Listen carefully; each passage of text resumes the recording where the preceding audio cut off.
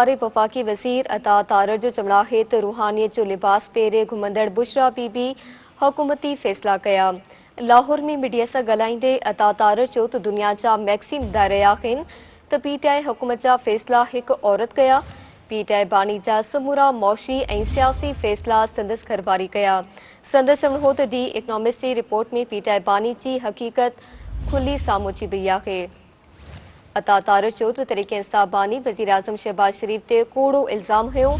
परॾे में वेठल शख़्स खे लंडन जी अदालत बि कूड़ो करार ॾिनो आहे।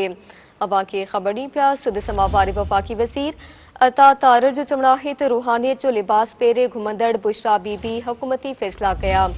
लाहौर में मीडिया सां ॻाल्हाईंदे अता तारर चयो त दुनिया जा मैगज़ीन ॿुधाए रहिया आहिनि त पीटीआई हुकूमत जा फ़ैसला हिक औरत कया।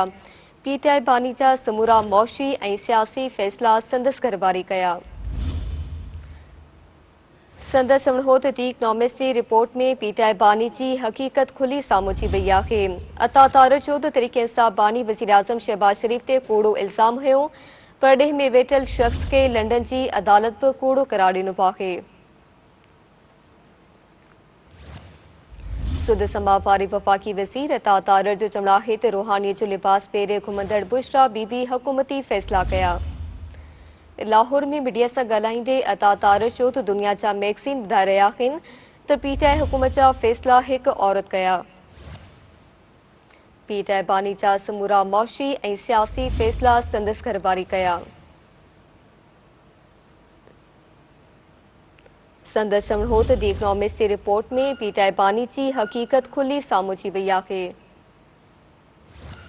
अता तारर चयो त तरीक़े इंसाफ़ बानी वज़ीर आज़म शहबाज शरीफ ते कूड़ो इल्ज़ाम हुयो।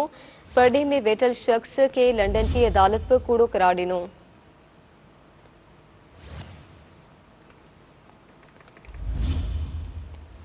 सुद समा वारे वफ़ाकी वज़ीर अता तारर जो चवणो आहे त रूहानियत जो लिबास पेरे घुमंदड़ बुशरा बीबी हुकूमती फ़ैसला कया। लाहौर में मीडिया सां ॻाल्हाईंदे अता तारर चयो त दुनिया जा मैगज़ीन ॿुधाए रहिया आहिनि त पीटीआई हुकूमत जा फ़ैसला हिक औरत कया।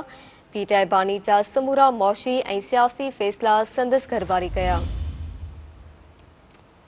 संदसि चवणो हो त दी इकनॉमिस्ट जी रिपोर्ट में पीटीआई बानी जी हक़ीक़त खुली साम्हूं अची वई आहे।